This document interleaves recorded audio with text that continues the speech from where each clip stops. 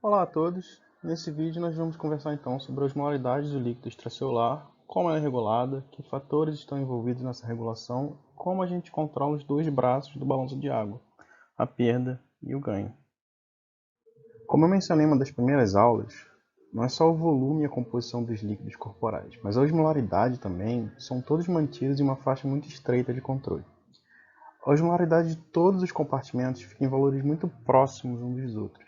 Além disso, o plasma e o interstício eles ficam em contato muito íntimo através dos capilares.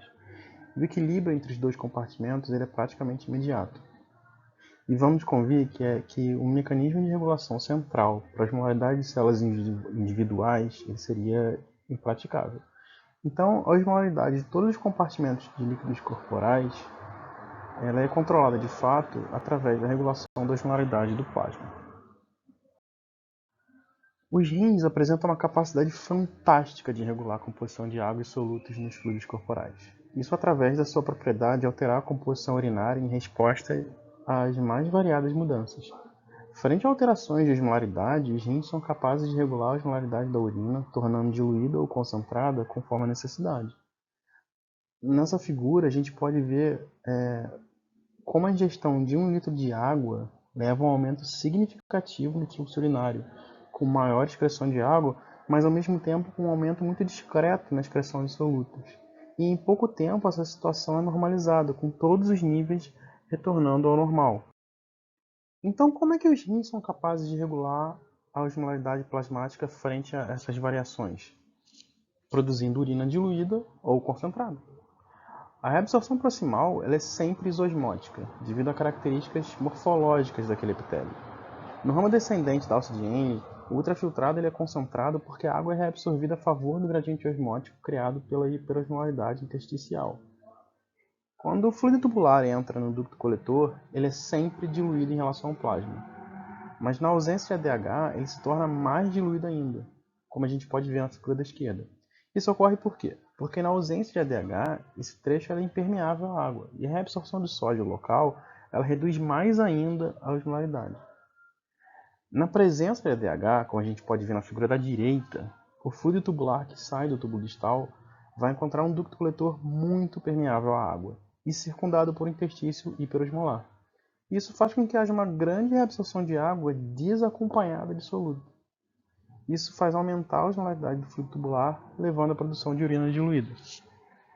Então, a osmolaridade da urina em humanos ela pode variar entre 50 milhões por litro e 1.400 milhões por litro. Ou seja, é entre 1/6 e 5 vezes a osmolaridade do plasma. E isso é essencial para que a gente consiga sobreviver em diferentes condições. Para a gente ter uma ideia de como a oferta de água afeta evolutivamente a capacidade renal de concentrar a urina, um roedor encontrado no deserto australiano ele consegue excretar a urina em osmolaridade de até 10.000 milhões por litro, ou seja, quase 10 vezes a nossa própria capacidade de concentrar a urina. E ele consegue sobreviver com pouquíssima ingestão de água, o que é essencial para ele. Enquanto isso, castores nativos da América do Norte, que vivem à beira de rios, eles não conseguem excretar a urina com osmolaridade superior a 500 milhões por litro. 1/3 da nossa capacidade.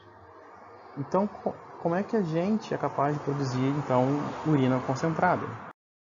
A resposta para essa pergunta vem na forma da hipertonicidade medular. É graças ao interstício medular hiperosmótico que a água é reabsorvida em grande quantidade no ducto coletor. E como é que surge essa osmolaridade elevada? Ela vai surgir graças à combinação de dois fatores essenciais. O primeiro é o fator unitário e o segundo é o mecanismo multiplicador de contracorrente.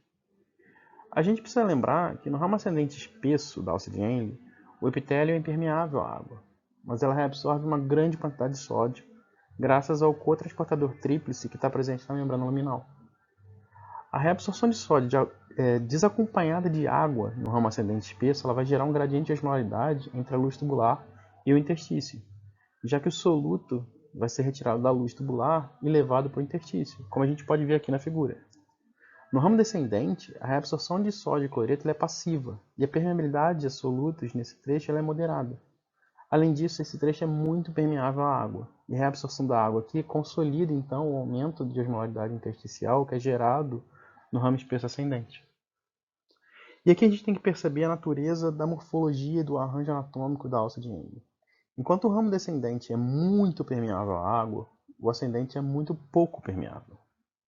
A alça de Henle funciona então como um mecanismo de contracorrente, já que o fluido tubular, quando ele se movimenta em direção à medula, ele vai se concentrar, com a água sendo reabsorvida para o interstício, e enquanto o fluido tubular sobe em direção ao córtex, ele vai se diluindo, com o cloreto de sódio sendo então reabsorvido.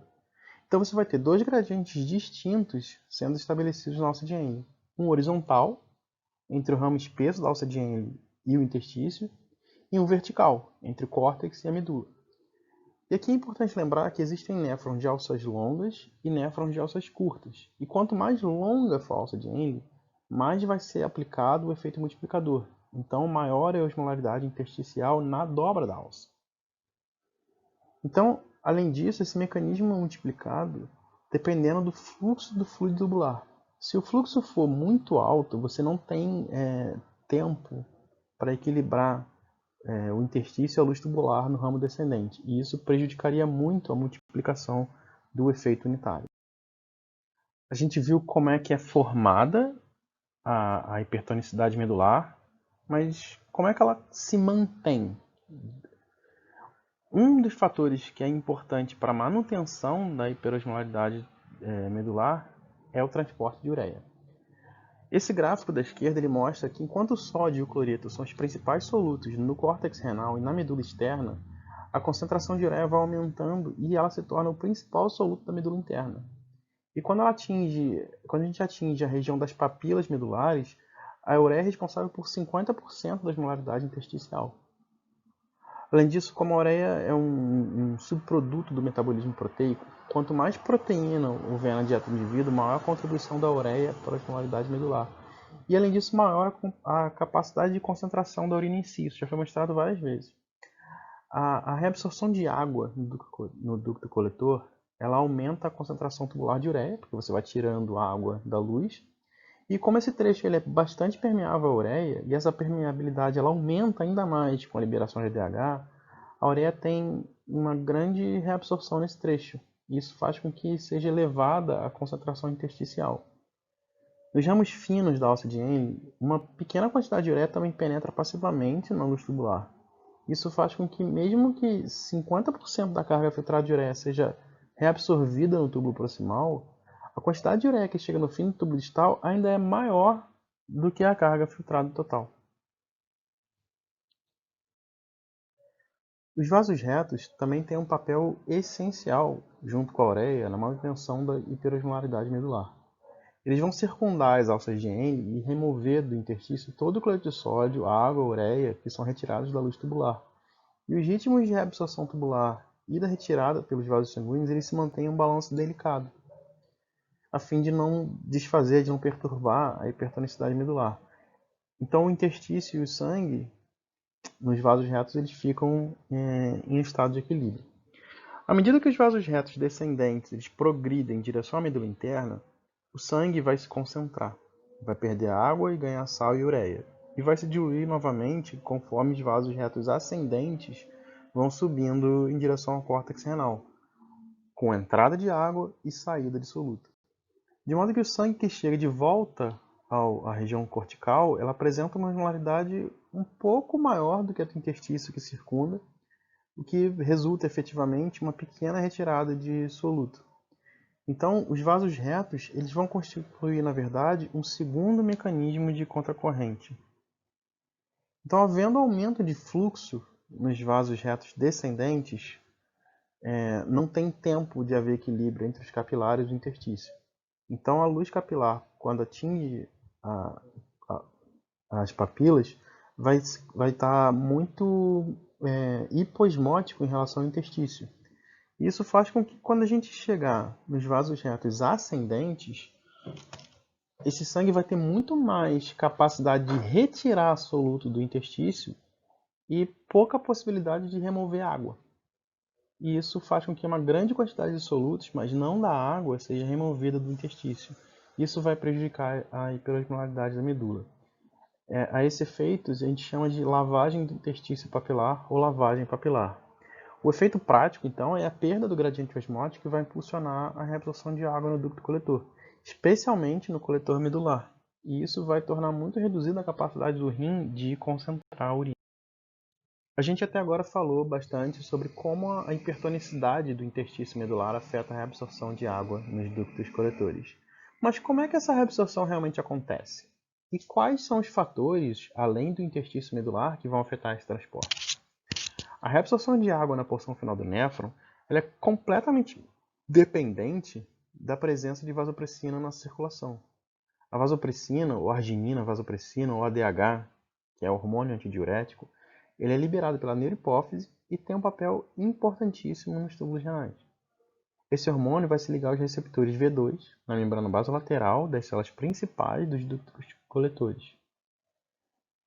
E a aquaporina 2, que é um canal de água, que na ausência de ADH ele fica sempre armazenado em vesículas subapicais, ou seja, logo abaixo da membrana apical dessas células principais, quando há ligação do hormônio ao receptor, isso promove a incorporação dessas vesículas à membrana, e um mecanismo que é dependente da ativação de adenilато ciclase e da proteína quinase A. Então essas aquaporinas 2 elas vão ser expostas na membrana na presença de ADH. E quando a aquaporina 2 fica exposta na membrana, a permeabilidade desse trecho à água ela aumenta muito. Na ausência de ADH, a permeabilidade de água é considerada baixa, mas sob o efeito da vasopressina, o ducto coletor ele se torna extremamente permeável à água. E quando a gente soma uma alta permeabilidade à água e um interstício hiperosmótico, o resultado final é a reabsorção de um grande volume de água em direção ao interstício. Na ausência de ADH, as aquaporinas expostas na membrana são endocitadas novamente e retornam-se às vesículas, ficando armazenadas até serem degradadas ou os níveis de ADH subirem de novo e elas serem requisitadas. A permeabilidade do coletor, então, ele vai retornar aos níveis originais. E como a permeabilidade da ureia também é reduzida, a hipertonicidade medular também é prejudicada. Lembrando que a recirculação de ureia, que é devida em parte ao transporte no coletor, é um dos principais fatores responsáveis pela manutenção da osmolaridade intersticial em valores altos. Então, mesmo que você mantenha o efeito unitário e o multiplicador de contracorrente, a tendência é que você perca essa hiperosmolaridade. Então, você não consegue, na verdade, chegar a níveis tão altos. Nessa figura fica resumida então a variação da osmolaridade do fluido tubular ao longo de todo o néfron. No túbulo proximal, como eu já falei algumas vezes, toda a reabsorção ela é isosmótica, então não tem qualquer efeito de ADH. Ela é sempre isosmótica devido à morfologia do próprio epitélio. Nos outros trechos, é fácil ver que isso já não é mais verdade. Mesmo que o efeito direto do ADH seja sentido apenas no ducto coletor, a presença ou ausência do ADH influencia a manutenção do gradiente osmótico entre o córtex e a medula. Isso vai influenciar a reabsorção de água e de solutos nos outros trechos do néfron. O ramo descendente da alça de Enge ele é bastante permeável à água, graças à presença de aquaporinas do tipo 1, e ele apresenta também uma razoável permeabilidade a solutos. E quando o rim está produzindo urina concentrada, a osmolaridade do interstício chega até 1.400 milhasmoles por litro, o que promove uma grande reabsorção de água. No caso da formação de urina diluída, a osmolaridade intersticial ela cai.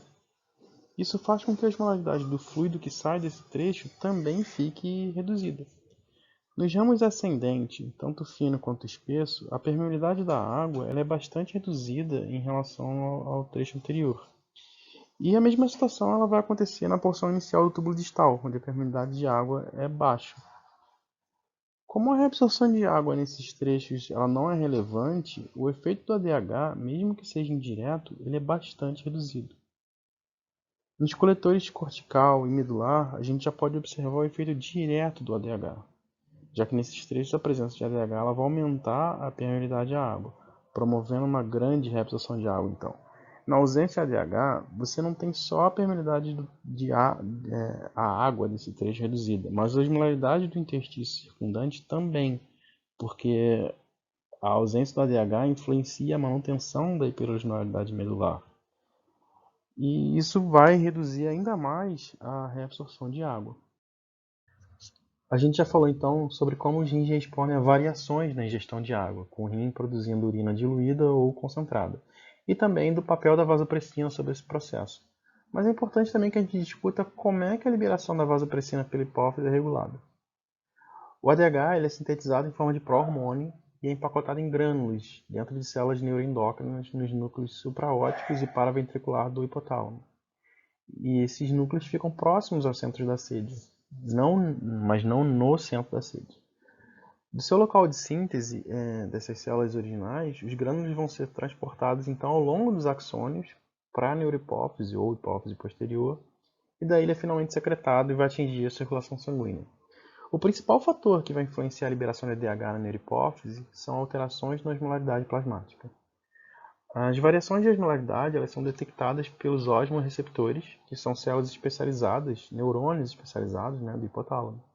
Essas células elas vão estar localizadas em áreas que não são influenciadas pela barreira hematoencefálica, no órgão vascular da lâmina terminal e no órgão subfornical do hipotálamo. Esses dois grupos de osmorreceptores eles sofrem retração de volume quando são expostos a uma elevação da osmolaridade plasmática. Lembra daquela imagem de hemácia em soluções hipertônicas. E isso vai ativar canais de sódio mecanosensíveis nas membranas dessas células, o que vai provocar a despolarização e a deflagração de potencial de ação. Esses osmorreceptores levam projeções, então, até as células do hipotálamo que são responsáveis pela produção e armazenamento de ADH. O potencial de ação ele vai ser transmitido até a neurohipófise, por onde você tem a secreção de ADH.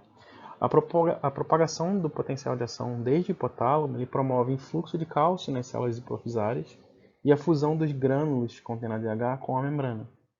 Quando a osmolaridade do plasma é reduzida, o nível de ativação desses osmorreceptores é reduzido e a secreção de ADH também cai.